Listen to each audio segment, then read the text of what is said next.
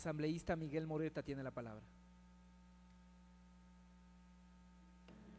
Gracias, presidente. Compañeros asambleístas, seguramente por el carácter urgente de esta ley, no ha sido posible que contemos con mayores elementos de juicio respecto del listado de deudores, de los procedimientos evacuados o conocidos en la solución de esta crisis.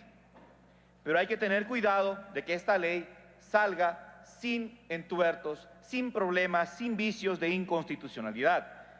Y hay que tener presente que el numeral 7 del artículo 76 de la Constitución de la República, en sus letras A, B y C, que me permito dar lectura, dice: el derecho de las personas a la defensa incluirá las siguientes garantías. Nadie podrá ser privado del derecho a la defensa en ninguna etapa o grado del procedimiento. Contar con el tiempo y con los medios adecuados para la preparación de su defensa, ser escuchado en el momento oportuno y en igualdad de condiciones. En la especie, se pretende declarar terminado de pleno derecho todos los fideicomisos constituidos, pero todos son de mala fe. ¿Hay alguno de buena fe? ¿Hay sentencia ejecutoriada respecto de alguno de ellos? Yo creo que es necesario en ese caso tener pendiente de que son principios constitucionales insoslayables. Lo presentamos, observaciones, seguramente llegó en tanto la comisión estaba conociendo para segundo debate, pero le ruego al presidente de la comisión y ponente pues incluirlos, porque son debidamente sustentados. Decimos, son principios constitucionales insoslayables el derecho a la seguridad jurídica, a un trato formal, imparcial y sin discriminación, el derecho a la propiedad y a la defensa estipulados en los artículos 82, artículo 76, numeral 7, letras A, B, C y artículo 66, numerales 4 y 26 de la Constitución de la República. Por eso estamos recomendando que, de ser el caso, ciertos administradores tendrían derecho de oposición en vía de mediación y arbitraje ante uno de los centros de mediación y arbitraje con mayor prestigio por la calidad y cantidad de casos resueltos, con sujeción a lo previsto en el artículo 190 de la Constitución, en cuyo caso el procedimiento no deberá durar más de 180 días. Además, quiero aprovechar para pedir que se corrija la redacción en el inciso segundo cuando se dice y los inmuebles ubicados en predios rústicos. Debería decirse, sugiero, y los inmuebles consistentes en predios rústicos situados en el sector rural. En el artículo 4 se menciona que las compañías, el Banco Central del Ecuador cancelará las obligaciones patronales que dichas compañías tuvieran pendientes con el Instituto Ecuatoriano de Seguridad Social. Considero que las obligaciones y deudas, señor presidente, que tengan las compañías con organismos como el Servicio de Rentas Internas, Superintendencia de Compañías o Instituto Ecuatoriano de Seguridad Social, deben ser honradas por las propias compañías y en caso de que éstas no paguen, las entidades ya indicadas deben proceder al cobro de lo adeudado a los responsables de la deuda, que no son otros que los accionistas y representantes de dichas compañías. En definitiva, el Estado no puede asumir obligaciones ajenas. En el caso del artículo 9, el proyecto establece los pagos de acreencia al sector privado, el cual lo realiza el Banco Central de Personas Naturales y Jurídicas Privadas hasta por un monto de $75.000, con los recursos provenientes de las instituciones financieras extintas. Sin duda, esto es un aspecto positivo para los acreedores que tengan ese monto, pero que también tiene su lado negativo, señora presidenta, porque los acreedores de buena fe con cifras mayores no pueden ser víctimas de la mala fe con que quiere actuar el Estado. Es decir, si ellos confiaron en el sistema financiero, lo menos que tienen derecho es a recuperar su capital y sus intereses, amén del lucro cesante y daño emergente que por el carácter social de esta ley lo estamos soslayando. Por consiguiente,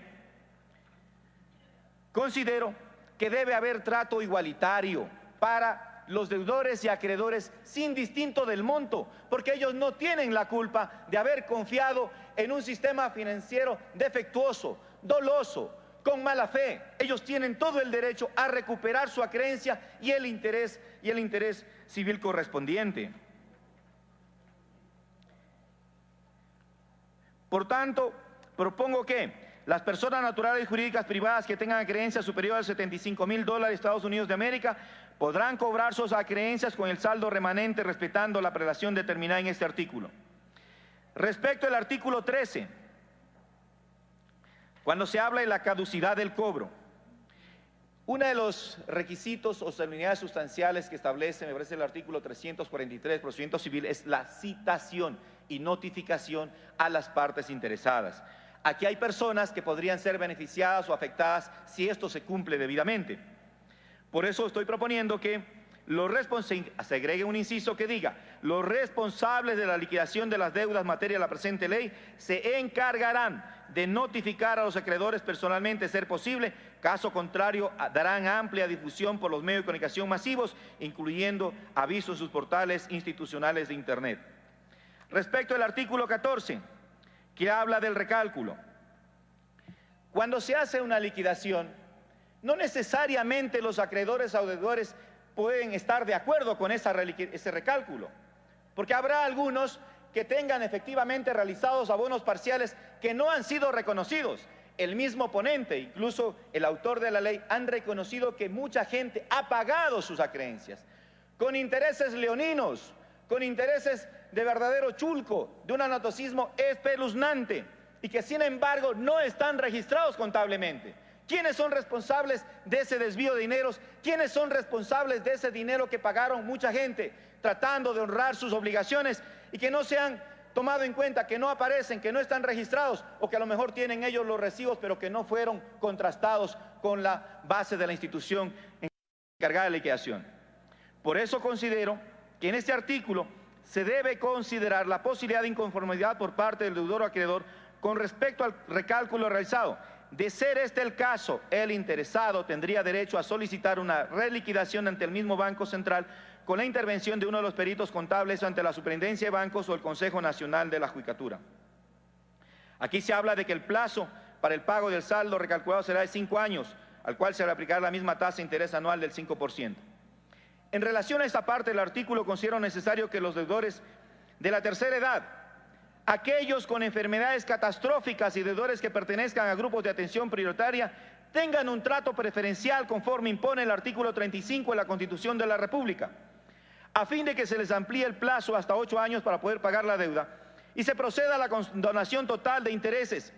Igual tratamiento se dará en los casos en que exista como garantía de una deuda de buena fe un solo bien inmueble destinado a vivienda del deudor o deudora y su familia, siendo necesario que sus ingresos económicos mensuales sean inferiores al equivalente a 2 salarios unificados.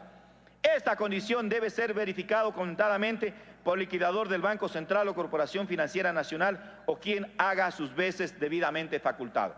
Aquí estuvo la semana anterior una señora diciendo que lo único que tenía era una casita y que ya sus fuerzas no daban.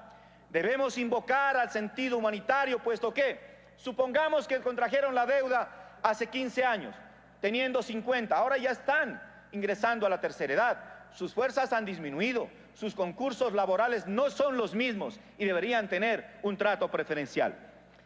Quisiera que se agregue: la buena fe será establecida de forma motivada por un comité de calificación integrado por funcionarios del Banco Central o Corporación Financiera Nacional, con un delegado de la Contraloría General del Estado, quien realizará una auditoría concurrente para evitar que ciertos tipos, aprovechándose de esta ley que tiene buenas intenciones, haciendo alarde de viveza criolla o de caretucos, quieran beneficiarse indebidamente de la misma. En el artículo 18... Tiene un minuto, asambleísta. Voy a tener entonces que saltarme, señora presidenta. Vamos al artículo 21 que habla del límite de responsabilidad. Decimos: ninguna entidad del sector público responderá de manera alguna ni asumirá obligación que se derive de las sentencias dictadas en contra de instituciones financieras extintas. Nos preguntamos, ¿este artículo garantiza la seguridad jurídica? ¿La función judicial y sus órganos son independientes del poder de turno? Esto no debe estar considerado. Y además, sugiero, señora presidenta, que se incorpore las siguientes disposiciones generales.